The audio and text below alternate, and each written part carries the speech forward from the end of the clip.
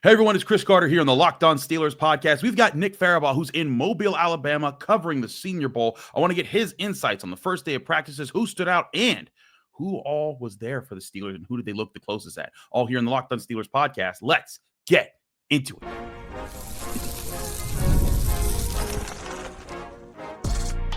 You are Locked On Steelers, your daily Pittsburgh Steelers podcast, part of the Locked On Podcast Network, your team every day.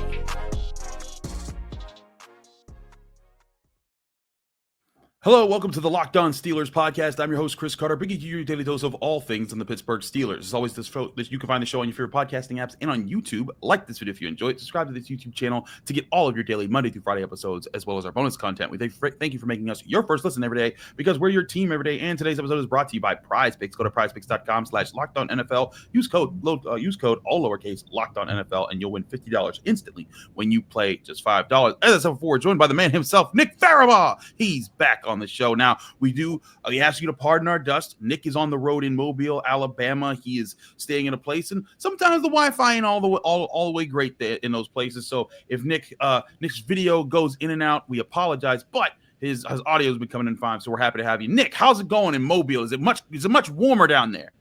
It is. It's like 65 down here and sunny today, by the way. Sunny, which is even better than that. You know, little wind, nice little wind. So not a hot 65 either. It's not a 65 that's humid. It's perfect. Good weather down here.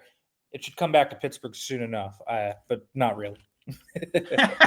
Stop trying to give me hope. But okay, let's talk about what you saw out there. You were there from start to finish. We're gonna get to who the Steelers sent and where they looked at. But let's get a sense of the practice itself. Who were some of the standouts that you saw make the biggest pushes in the practice? Again, the practices are what you focus on. The Senior Bowl game itself, people don't care as much about. But who shows up in the practices when those matchups in? Were there any big winners in your eyes on day one? There were a lot of them. Defensive backs, man. The corners were balling today. I thought that was big-time takeaways. This corner group's really good. There's a guy from Kentucky named Maxwell Hairston, who I think had probably the three best plays any defensive back down here. I think he's a little underrated, but he's going to be a second-round pick, I think, by the end of this. Super sticky man coverage defender. He was locked in. I thought, Trey Amos and Azareye'h Thomas, both guys that could be potential first-round corners, had really nice days as well. I talked with Azareye'h Thomas today, really bright guy. Said he watches Joey Porter Jr. He's a big press man guy. Makes a lot of sense that he would watch Joey. So I think that's really good. I also think there's a few nickels down here, guys like Quincy Riley and Jacob Parrish. Both those guys playing at a really high level. Dorian Strong. There's like 6 DBs, man, that the corner class today was awesome. And then I thought the 2 big winners from defensive line were big Deone Walker, because he's 6'7", 340, and he bulldozed like huge. Dude, he's huge. He moves like he's 310. Like, that's the thing. He moves like he's 6'3", 310, and he's huge. Like, the guy's the size of Dan McCullers, but moves like Keanu Benton. Like, I don't know. I've never seen it. Like, it's ridiculous. Like, he moves so fluidly. And then there's Walter Nolen, who is more like a true 3-tech, but is super explosive. Kind of has some shades of like Ed Oliver in his game. Just a really fun football player.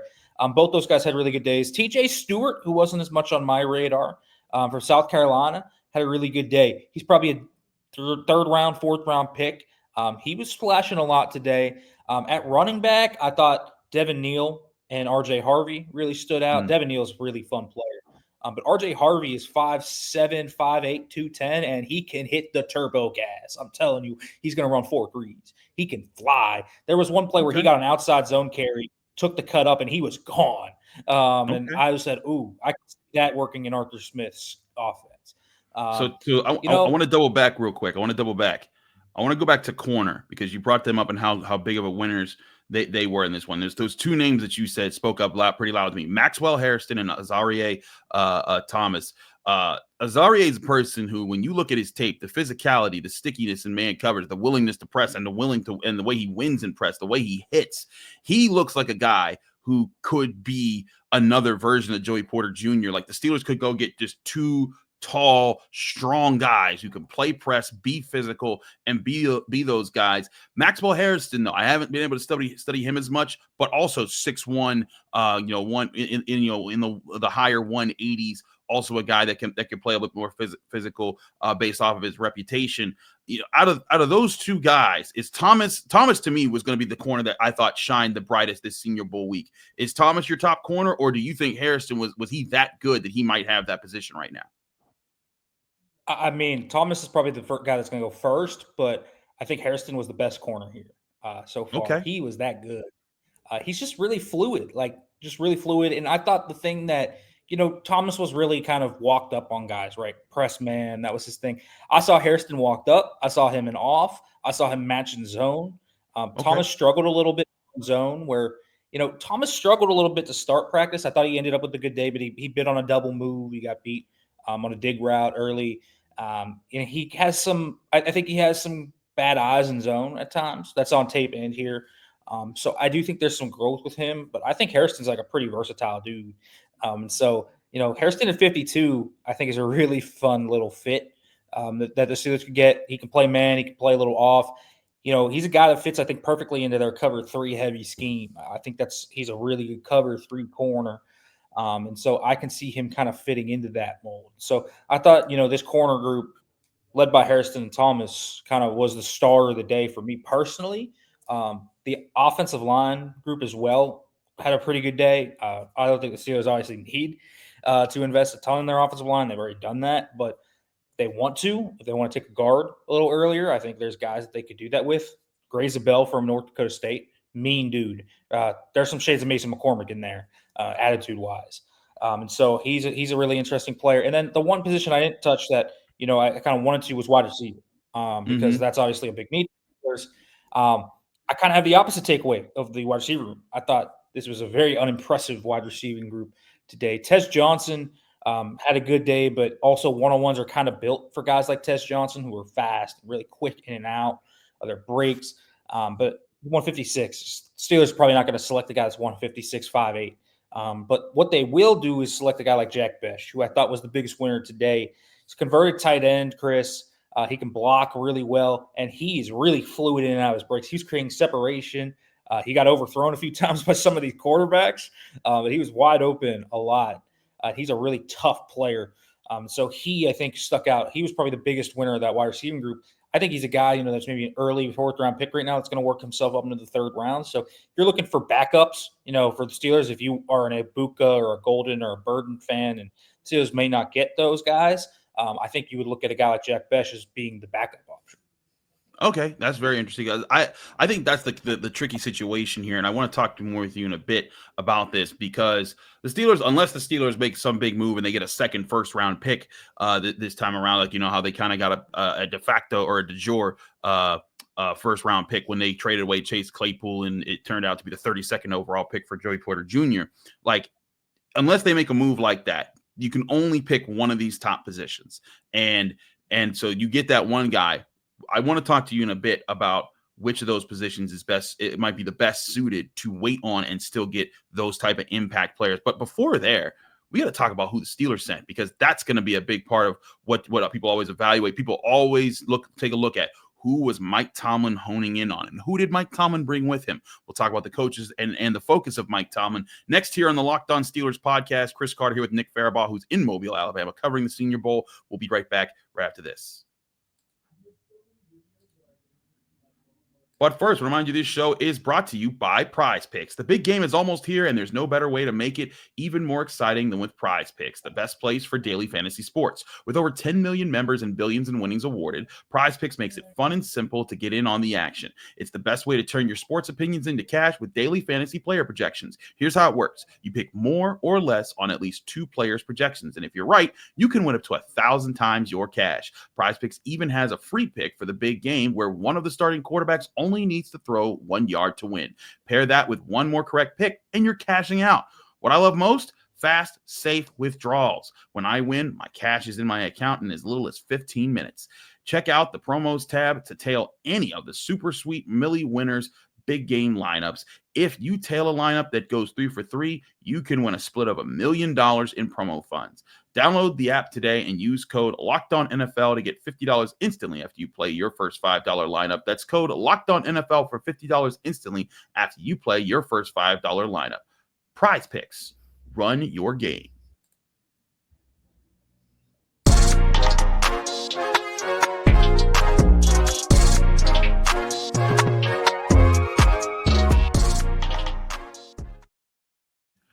We're back here in the Locked On Steelers podcast. I'm your host, Chris Carter, here with Nick Farabaugh of PennLive.com. A reminder, Nick is in Mobile, so if his picture gets a little fuzzy, please pardon our dust and get used to that. But, Nick, one of the big things you always looking at the Senior Bowl isn't just who is practicing and how they're practicing. It's who the Steelers are focusing in on. We remember way back when Najee Harris was there and they honed all the way in on him.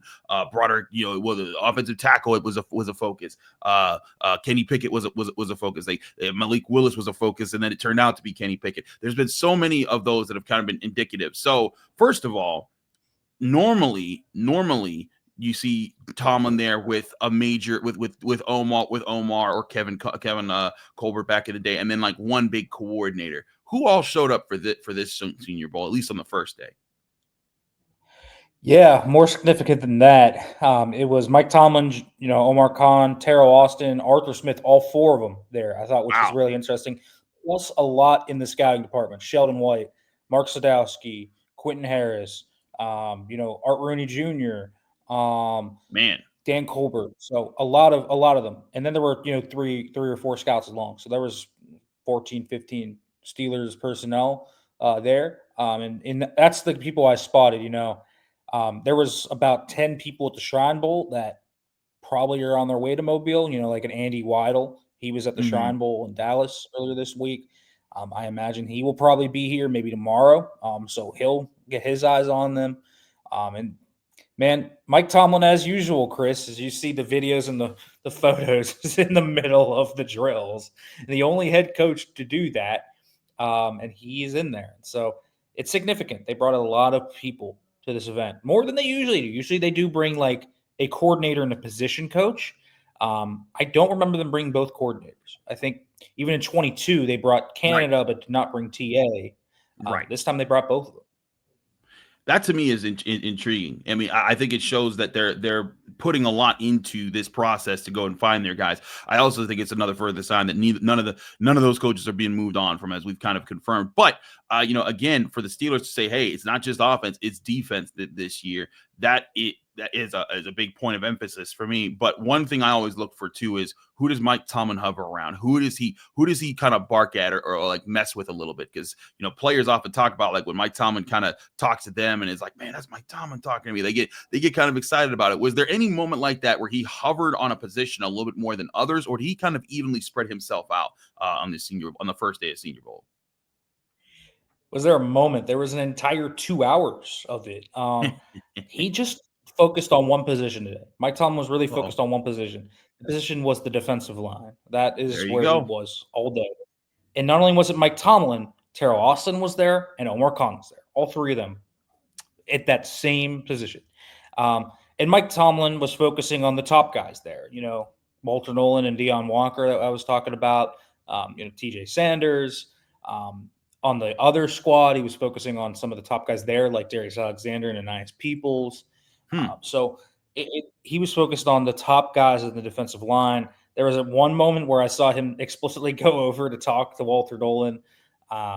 During one-on-ones, he put Nolen up against the top guards there. He did that last year with Quinion Mitchell and Roman Wilson, if you remember. And he did the same thing with Walter Nolen today. And so defensive line, clear favorite. That is the one position they focused on today. Interestingly enough, Chris, I thought the other side of that was, where did Arthur Smith go? And so I was watching that, and it was, guess what? Wide receiver. No one's going to be surprised at that. No surprise there. But wide receiver was the big kind of thing for Arthur Smith today. And I will say the other thing, Chris, the one position they didn't watch very much, quarterback. And I thought that was interesting. Did not see them watching Jalen Milroe or Jackson Dart or Tyler Shuck or Dylan Gabriel, whoever you may want. I saw them spend a total of 0 minutes watching quarterbacks today. Now, and, it is important to remember there's 2 more days of practices, and then there's the Senior Bowl itself. So, like we got to see how that continues. But the fact that they didn't look at quarterbacks at all when it's a position of need, and Art Rooney literally just on Monday was talking about how they might need to address quarterback in both of the next 2 drafts. I think that shows just further they're not banking on this year being the year to get that guy for the future. And again, they could look at some of those guys later, Jalen Milroe, Will Howard, whoever. But I look at that, and I think D-line, that just tracks with everything that I've seen and heard. The Steelers have been talking about being more physical up front.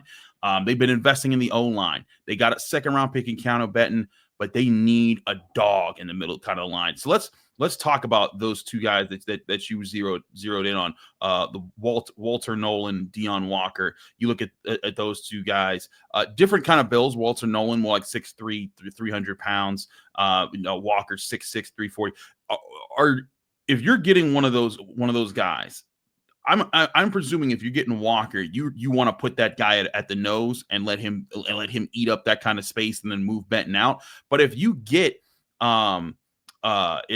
Nolen or another guy that's kind of a 3-tech that's just like he's kind of a B gap type of guy, does that put Keanu Benton in a tougher situation because he didn't look great at nose at times this year? He could not hold down the double teams to keep them from getting to the second level.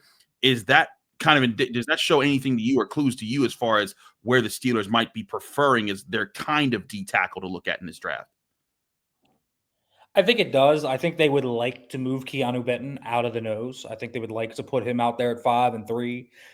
His uptick at 3 technique in the sub packages this year was noticeable as well. They very clearly started to shift away from Larry Ogunjobi at 3 tech and more towards Keanu Benton. And that tells me that they're starting that transition. And so, it's tough, right? Okay, they get a Walter Nolen. Well, if you draft Walter Nolen, could you still kick Keanu Benton out anyways? Is there going to be maybe an opportunity to get a veteran nose tackle and just rock with that vet and Montravius Adams and then just have a rotation at the 5 with Cam, Keanu in the first-round pick? Because that first-round pick anyways is the kind of successor to Cam Hayward, right? If you were selecting a first-round pick at 5 tech, you are successfully kind of putting that in the culture of Cam Hayward, saying, okay, this is your replacement, and then Keanu Benton will be the other guy on the other side. You basically are hoping that those 2 are your linchpins on this D-line. But I do think that they would ideally want a nose. And I think that is where it kind of comes together because the Steelers' nose tackle drafting as of recent, Chris, it's been a little bit more diverse, right? They haven't necessarily drafted big space eaters. Like you look at Deone Walker, he's a classic Steelers nose. He is not a modern Steelers nose. The modern Steelers nose you think about are Javon Hargrave and Keanu Benton and Montravius Adams. These squattier, more explosive guys that kind of play 3 in, right? They don't really play 0 out as much. I wonder if they're going to flip that a little bit where you get a Deone Walker. He's a nose. I mean, that's a nose 1 tilt guy that'll just eat up space. You can get a Tyleik Williams, a Kenneth Grant. Those guys aren't here, but they are the type of nose tackles that you're talking about where they are just strong dudes in the middle of the defense. And I think it also tracks with Art Rooney's comments, right? Stopping the run, trying to fix that part of it. And they do need the D-line. Cam Hayward's getting older. Larry Ogunjobi's probably gone. Keanu Benton needs to move. And so I think that nose position specifically is where I would focus on. I do kind of, and Chris, maybe you disagree with this, I do kind of find it hard to believe that they will select a nose in the first round. I just don't know if they will do that. And so my guess is if they get a nose, it's going to be a nose that can be a sub-package rusher.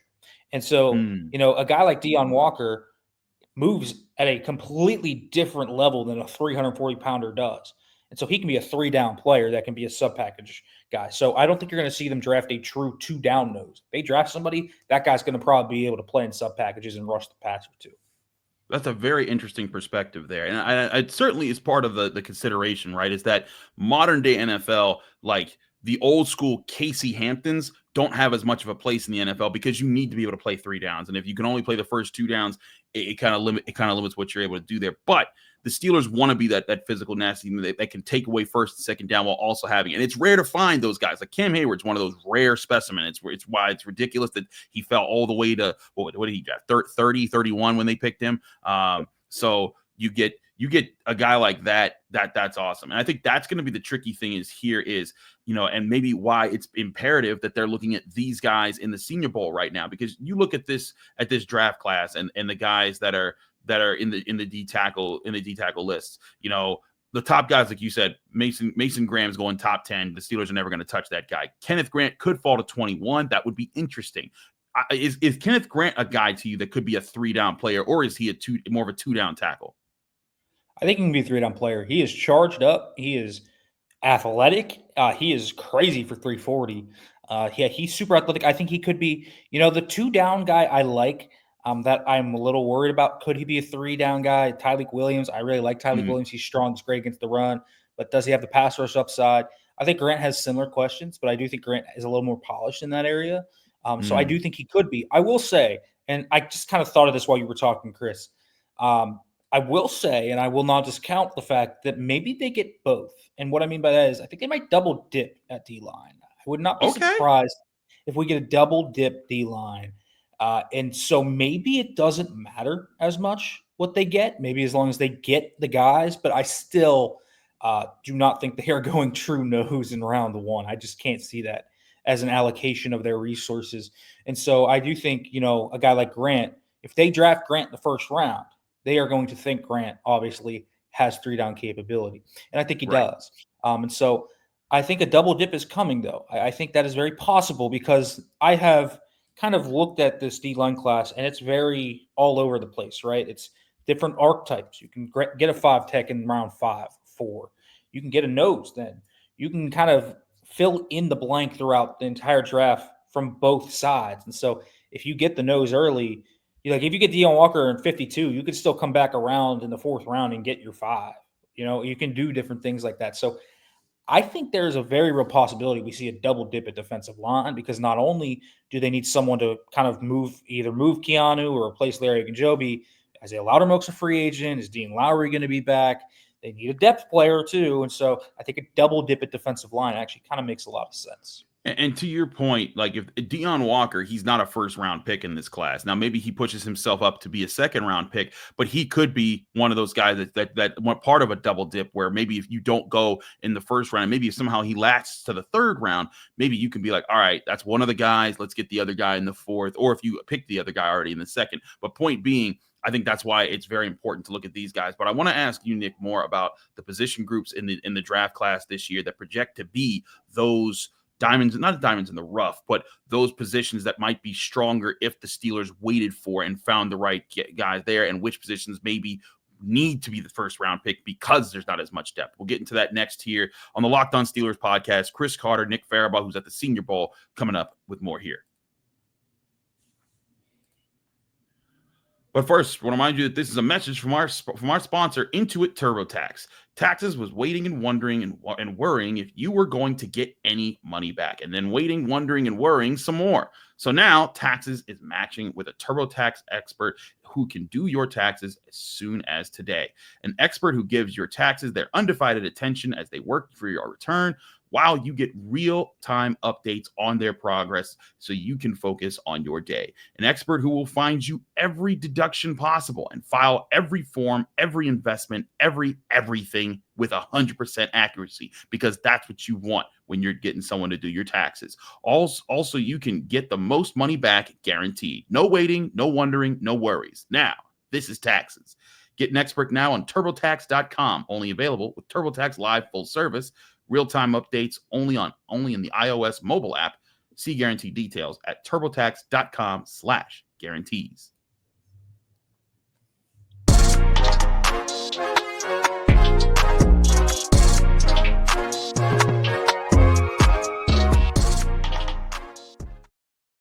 Back here on the Locked On Steelers podcast, I'm your host, Chris Carter, here with Nick Farabaugh of PennLive.com. He's there at the Senior Bowl in Mobile, Alabama. Nick, let's talk about this draft class as far as depth wise. Now, give me, if there's a position in particular right now that you feel is lacking so much depth and is are any of the positions that we've talked about, D-line, receiver, corner, running back, O-line, are any of those positions in a space where if you don't get a guy in the first round, you're probably not getting a quality guy who's contributing next year? Or is there enough depth across the board that the Steelers don't have to worry about that? Yeah, well, I think it's great at the defensive line. I think it's a pretty good corner class. I think it's a pretty good running back class. I don't love the receiver class depth. I think that's where the question comes about. I don't think it's so bad that you can't find somebody in the third round that's good, but I do think it's bad enough to where those options are limited. The top 4 guys in this class, McMillan, Burden, Egbuka, and Golden, to me, are on another plane compared to the rest of the guys. Now, maybe you want to sneak in an Isaiah Bond or someone like that in there, but to me, this is kind of where I stand. Those top 4, they are first-round picks. Once I get to the second round, you have Alec Iomenor, you have Jaden Higgins. They're kind of interesting players, but they all have kind of issues, right? Or there's limitations. Even the guy I like Jack Besh, like he is a limited player in some respects, even though he's a good player. So it's just not as deep. And so if you wait on receiver, I do think you run the risk. Like if they wait on receiver, they better have, in my opinion, an answer there already, right? It better be like filled. And so they can't need a second receiver like they did this year where they didn't come out of the draft with that guy. And so they needed to trade for somebody. I think they could find themselves in a very similar situation if they don't select Egbuka or Golden or Burden or whoever is there at 21, if it's not already filled in free agency, which is why I think that, in free agency, they're probably going to be quite active in filling their receiver holes because it's just no guarantee here within the draft. It's just a shallower class compared to D-line, corner, running back. And so you can wait at all 3 of those spots. If you need a receiver, I think you kind of got to take one in the first round. That sounds urgent to me. And it does further emphasize that maybe the money that they have freed up in free agency right now, maybe that money needs to go to wide receiver, and I think it's, I know this is, we're talking a lot of Senior Bowl here, but it further points to me that I would not count the Steelers out of any sweepstakes when it comes to wide receiver. T. Higgins is the ultimate, number one, go get him, and he's going to be the most expensive of anybody.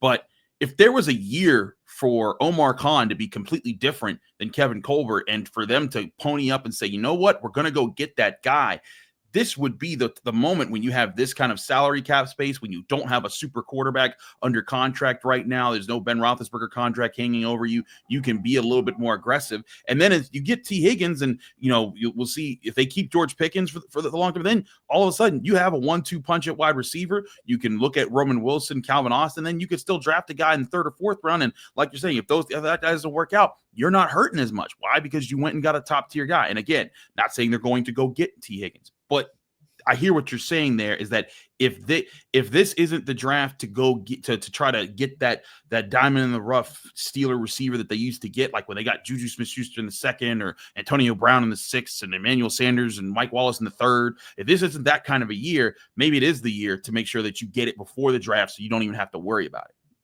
Yeah, it's interesting because I do actually think there's some depth to this receiver class, but all of them are like slot receivers.